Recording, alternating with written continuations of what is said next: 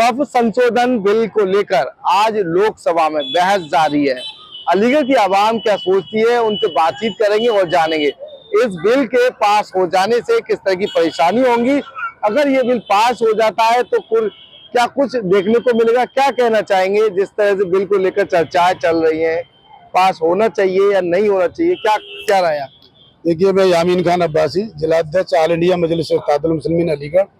ये जो पार्लियामेंट में बिल लाया जा रहा है वह बिल, ये भारतीय जनता पार्टी इस बिल के बहाने जो हमारे मुस्लिम समाज की तमाम जो प्रॉपर्टीज हैं, जो हमारे बुजुर्गों ने ये वक्फ की हैं, केवल मुस्लिम मदरसों के लिए, कब्रिस्तानों के लिए, मस्जिदों के लिए, ये इन पर कब्जा करना चाहते हैं। इनकी जो मंशा है वो ठीक नहीं है और इस बिल के बहाने ये तमाम प्रॉपर्टियों पर कब्जा करना चाहते हैं।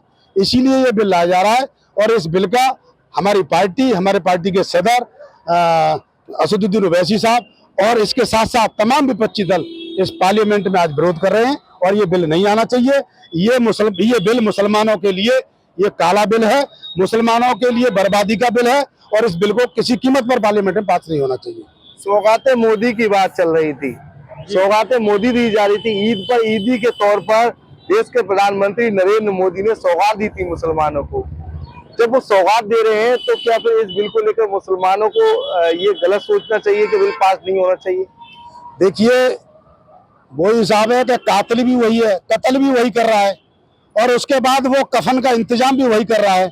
मैं कहता हूं कि नरेंद्र मोदी जी सौगात ईदी देना चाह रहे हैं माइनॉरिटी के लोगों को, तो मैं उनसे पूछना चाहता हूं कि 25 करोड़ मुसलमान हैं तो मात्र 36 लाख लोगों को वो सौगातें मोदी दे करके क्या मतलब पेश करना चाह रहे हैं। अगर उन्हें सौगातें ईदी देना ही चाहते हैं और सौगातें ईदी मुसलमानों को देना चाहते हैं तो इस बिल को वापस लें और ये कहें कि मुसलमानों की आवाज है। तमाम मुसलमानों के लोगों ने, तमाम मुसलमानों की तंजीमों ने, all India Muslim personal board ने, तमाम लोगों ने ये आवाज उठाई कि ये बिल पास नहीं होना चाहिए, ये मुसलमानों के लिए खतरनाक है। तो जिस बिल को मुसलमानों के फायदे की बात कर रहे हैं, मुसलमान लोग विरोध कर रहे हैं, तो ये मोदी जी जबरदस्ती इस बिल को क्यों थोपना चाहते हैं? भारतीय जनता पार्टी की मंशा क्या है? और अभी तक तो बिल पास नहीं हुआ। जब बिना बिल पास हुए कभी ये ताजमहल में महादेव का मंदिर खोजते हैं, कभी कलिक का मंदिर खोजते हैं संभल में, कभी वाराणसी में मस्जिद में मंदिर ज्ञानवापी में बताते हैं। और अगर ये बिल पास हो गया तो इनकी क्या हालत होगी? ये तो हर कब्रिस्तान पर, हर मजार पर, हर मस्जिद पर अपना दावा पेश करेंगे और ये कहेंगे कि लाओ कागज कहाँ से लाए हो। जबकि 1947 के बाद देश आजाद हुआ, देश का बंटवारा हो गया।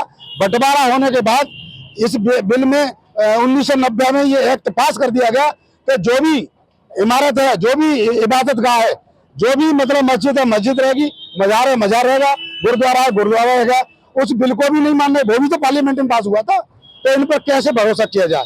ये भारतीय जनता पार्टी और ये बिल पास करके तमाम जो वक्फ की प्रॉपर्टी को अडानी, अंबानी और तमाम जो बंधु हैं इनके, जो इनके सिपह सलाहकार, उनको सौंपना चाहती है। हम इस बिल का विरोध सड़क पर भी करेंगे, संसद में भी करेंगे। पिछले अलविदा जुमा नमाज में काली पट्टी बांध करके विरोध किया था, ईद की नमाज में काली पट्टी बांध करके विरोध किया था। अगर ये बिल पार्लियामेंट में पास होता है तो राज्यसभा में रोका जाएगा, राज्यसभा में भी पास हो जाता है तो इसके लिए फिर हम सुप्रीम कोर्ट में जाएंगे और इस बोर्ड का हर पहलू पर हम विरोध करेंगे। हर पहलू पर विरोध चल रहा है। वक्फ बिल को लेकर आपकी क्या राय है, क्या सोचते हैं, ये बिल पास होना चाहिए या फिर नहीं? तो होना नहीं चाहिए। जिसमें तकलीफ हो, किसी का दिल दुख रहा है, उसमें जो बिल होना नहीं चाहिए पास। मैं तो एक ही अशार कहूँगा आपके सामने, अच्छा नहीं है शोलों को भड़का के मजा लेना, अच्छा नहीं है शोलों को भड़का के मजा लेना। इस खेल में तुम अपना दामन ना जला लेना। और अल्लाह ने यानी ईश्वर ने बख्शा है जन्नत का वतन तुमको, कहीं जन्नत को लोगों कहीं दोजख न बना लेना। बस मैं इतनी बात कहना चाहता हूँ। बस आप लोग बस जन्नत को दोजख न बना लेना। युवा क्या सोचते हैं इस बिल को? युवा यही सोचते हैं बिल पास नहीं होना चाहिए और बिल पास होगा भी नहीं, क्योंकि मोदी जी का तो हमेशा फंडा रहा है, वो किसी न किसी बात को मुद्दा लेके चलते हैं क्योंकि उन्हें मीडिया में रहने का शौक है और तो उनका ये शौक पूरा नहीं होगा। ये बिल पास नहीं होगा। ये बिल पास होना चाहिए या फिर नहीं? बिल्कुल नहीं होना चाहिए, किसी भी एंगल में पास नहीं होना चाहिए। ये तो मुसलमानों के लिए नहीं बल्कि सभी लोगों के लिए घातक है। ये सब देश को बर्बाद करने के लिए है और खाली मुसलमान ही बर्बाद नहीं होगा। अगर मुसलमान नहीं होगा तो ये देश नहीं रहेगा और इस देश में अगर मुसलमान नहीं है तो इसके टुकड़े हो जाएंगे। इसको एकदम बर्बाद हो जाना चाहिए देश को। कैसे टुकड़े हो जाएंगे? टुकड़े हो जाएंगे बिना मुसलमान के। ये कौन सा काम कर लेंगे, कौन सा काम कर लेंगे बिना मुसलमान के? हर काम मुसलमान से जुड़ा हुआ है इनका, राम से लेकर लक्ष्मण तक और सीता से और वहां हरण तक सब मुसलमान से जुड़ा हुआ है, एक भी काम बिना मुसलमान के नहीं है। और ये जितनी औरतें इनकी हैं, लड़कियां औरतें सब मुसलमानों के हैं और मुसलमानों से राजनीति कर रहे हैं।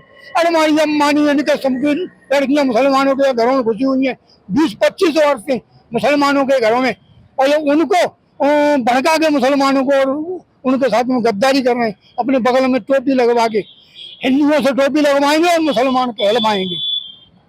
तो ये बिल कौन से हिसाब से पास होगा? और ये पास होगा तो ये इसमें बहुत बड़ा अल्फाज गलत आ जाएगा। जो होना है वो होके रहेगा। फिर आखिरी स्टेज पर नंबर ये बिल जो है आखिरी स्टेज का तैयारी है, आखिरी स्टेज तक तैयारी, आखिरी स्टेज की तैयारी है। देखिए, इसमें ये है कि ये बिल हमारे हिसाब से बिल्कुल किसी कीमत पर पास नहीं होना चाहिए। क्यों? उसकी वजह ये है कि ये हमारे बाप दादाओं की प्रॉपर्टी है। ये किसी की गवर्नमेंट की प्रॉपर्टी तो है नहीं जो हमारे लोगों का कब्जा है उस पर। भाई, ये गवर्नमेंट की प्रॉपर्टी नहीं है, ये प्रॉपर्टी हमारे बुजुर्गों की है।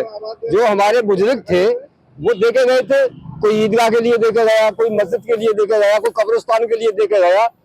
अब उन पर ये कब्जा करना चाहती है गवर्नमेंट। हम ये चाहते हैं कि किसी भी कीमत पे हम इस पे कब्जा नहीं होने देंगे, गवर्नमेंट का किसी भी कीमत पर नहीं होने देंगे। इसके लिए चाहे हमें रोड पे आना पड़े, चाहे हमें मैदान में आना पड़े, चाहे कुछ भी करना पड़े, हमें हर कीमत पे ये बिल पास नहीं होने देना। और अगर ये बिल पास करते हैं जबरदस्ती, पार्लियामेंट के अंदर पास करें या फिर राज्यसभा के अंदर पास करें, ये पास होने के बाद भी हम किसी कीमत पे इस बिल को मानेंगे नहीं। बिल नहीं मानेंगे, क्या लग रहा है? देखिए, वक्त बिल भारतीय संविधान के मूल ढांचे पर भारतीय जनता पार्टी द्वारा एक आक्रमण है।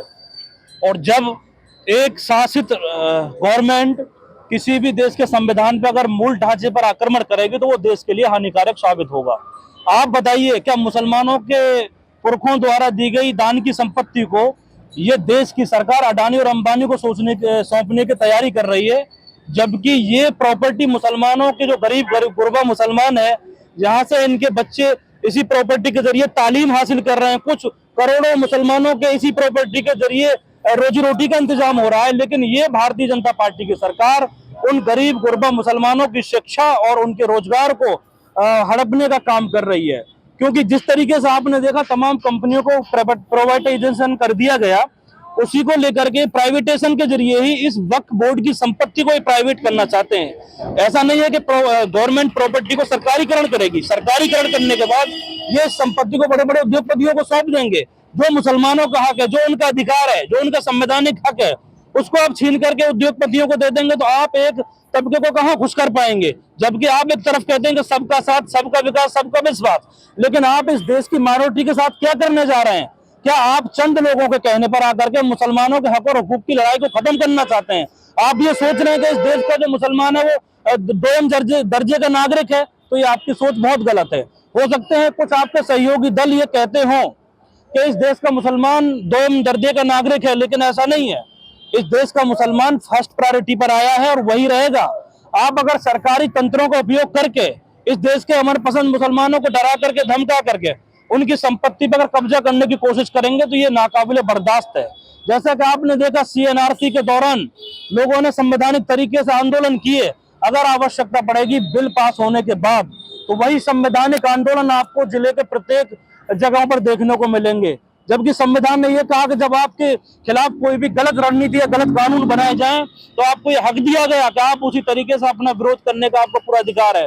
तो उसी अधिकार की वजह से तमाम देश के मुसलमान, अमन पसंद मुसलमान संवैधानिक तरीके से हक विरोध दर्ज कराने के लिए तैयार है। लेकिन अगर सरकार को यह है कि सहयोगी दल पूरी वोटिंग कर देंगे तो हम पास कर लेंगे, तो सहयोगी दलों से मैं कहना चाहता हूं, और खास करके आपके चैनल के माध्यम से उन भोले भाले मुसलमानों को मेरी सलाह है कि आप सहयोगी दलों द्वारा दिए गए इफ्तार पार्टी, उनके द्वारा लगाई गई टोपियां, उनके द्वारा किए गए चुनाव के दौरान अनेकों भाषण पर ध्यान मत दीजिए। जो पार्टी आपके अधिकारों की और आपके अस्तित्व की लड़ाई नहीं लड़ सकती तो आपका कोई अधिकार नहीं बनता आप उस पार्टी को जो हमेशा जाकर के सपोर्ट करें। जब आपका अस्तित्व भी नहीं बचेगा, जब आपकी प्रॉपर्टी नहीं बचेंगी, आपके पुरखों की कब्रें नहीं बचेंगी, आपके पुरखों के द्वारा दान दी गई मस्जिदें नहीं बचेंगी, आपके मदरसे नहीं बचेंगे तो फिर आपका अस्तित्व जब खो जाएगा तो इस देश में जो आपके लिए फिर क्या बचा? कुछ भी नहीं बचा। क्या सन 47 में जब देश की आजादी हुई तो मौलाना अबुल कलाम आजाद ने मुसलमानों को रोका था, तो यही सपने थे क्या? तब तो ये कहा गया था कि ये देश जिन्ना का देश नहीं है, ये देश अबुल कलाम आजाद का देश है और यहाँ पर हर आदमी के साथ बराबरी होगी, बराबर के अधिकार मिलेंगे। यहाँ के हिंदू बिना मुसलमानों की कोई भी खिलाफ काम नहीं करेंगे, यहाँ की सरकारें बिना मुसलमानों के समर्थन के कोई काम नहीं करेंगे। लेकिन आज क्या हो रहा है? आप CNRC देख लीजिए, अनेकों बिल देख लीजिए, आप वक्फ बोर्ड देख लीजिए, मुसलमानों के खिलाफ जाकर के उनकी संपत्ति को जो उद्योगपतियों को सौंपने का जो बिल है, ये नाकाबिले बर्दाश्त है। हम इसका पुरजोर विरोध करते हैं। सदन में विरोध चल रहा है, सड़क पे विरोध करेंगे। सदन में विरोध चल रहा है, क्या कहेंगे? आपका क्या मानना है? बिल पास होना ये चाहिए? बिल पास नहीं होना चाहिए। औरंगजेब बादशाह ने मस्जिद को बनवाया, मंदिर को बनवाया और मदरसों को बनवाया और वहीं पर उनका मज़ार भी है और लाखों जगह के लोग बाहर मुल्कों से आते हैं और उनके मज़ार के ऊपर और देख करके जाते हैं, खर्च करके जाते हैं। वहाँ पर ये लोग ये कहते हैं कि ये मज़ार को सही किया जाए। कितनी गंदी राजनीति है। मंदिरों पर और मस्जिदों पर राजनीति खेलेंगे। मंदिर मस्जिद पर राजनीति नहीं होनी चाहिए। देखिए, ये नहीं होना चाहिए मंदिर मस्जिद की राजनीति पर। मैं कहना चाहता हूं कि हमें सौगाते मोदी नहीं चाहिए। सौगाते मोदी से बेहतर हमको वक्फ बिल का जो हमारे मदरसे दीनी तालीम है उनको जो है का उसका हक हमको दे दिया जाए और इसीलिए जो है का बचता तो कुछ नहीं है। मैं अभी एक साहब के पास गया था, अभी साहब ने मुझे एक ये कलम दी है, बोले आप पत्थर मत चलाइए, आप अपने हक की लड़ाई है कि इस कलम से लड़िए। मैं अभी ईद के मुबारकबाद दे के आ रहा हूँ, उन भाई ने मुझे दिया, बोले वक्फ बिल पेश हो रहा है तो बोले मैं आपको कलम ये देना चाह रहा हूँ, एक कलम के माध्यम से ये लड़िए, अपने बच्चों को पढ़ाइए, उनको अच्छा मुस्तकबिल दीजिए। दो चीजें हैं इस हिंदुस्तान में, कहते हैं ना सभी को है प्यारा, धर्म अपना अपना, किसी से सिवा ले हरम ना छीनो और दबाजी के हाथों में रहने दो तस्बीह और पुजारी के हाथों से माला न छीनो। पुजारी के हाथों में माला रहने दो और दबाजी के हाथों में तस्बीह रहने दो। ये हिंदुस्तान है, इसी से अच्छा हमारा प्यारा लगता है। आइजंग में कहते हैं, किसी ने कहा था कि दिवाली में अली मिले, राम मिले रमजान, ऐसा होना चाहिए हमारा हिंदुस्तान। ऐसा होना चाहिए हिंदुस्तान। वक्फ बिल को लेकर क्या कहेंगे? हक बात है, हकीकत का है, हमारे अध्यक्ष जी ने कहा है, वही हम चाहते हैं। हम अपने हक पर दूसरे का हक जमाने का हक नहीं है। बिल्कुल। तमाम ये वो लोग हैं जो लगातार वक्फ बिल विधेयक पास होने की जो चर्चाएं चल रही हैं उसको लेकर इनके द्वारा अपनी अपनी बात रखी गई है। फिलहाल तमाम लोगों का ये कहना है ये बिल फिलहाल लोगों को मंजूर नहीं होगा। अगर ये बिल आज पास होता है तो आगे इसका विरोध किया जाएगा। अगर आगे भी ये बिल पास हो जाएगा तो सुप्रीम कोर्ट तक इस बिल की लड़ाई लड़ी जाएगी। फिलहाल तमाम लोगों के द्वारा इस बिल को पास न होने के लिए तमाम जो कोशिशें है वो अन्य घटक दलों से की जा रही हैं, यानी कि उनसे तमाम जो चीज होनी चाहिए उन घटक दलों से बातचीत की जा रही है कि इस बिल का वो विरोध करें। कहीं ना कहीं ये बिल अगर पास जो हो जाता है तो NRC की तर्ज पर इनके द्वारा विरोध प्रदर्शन करने की बात कही है।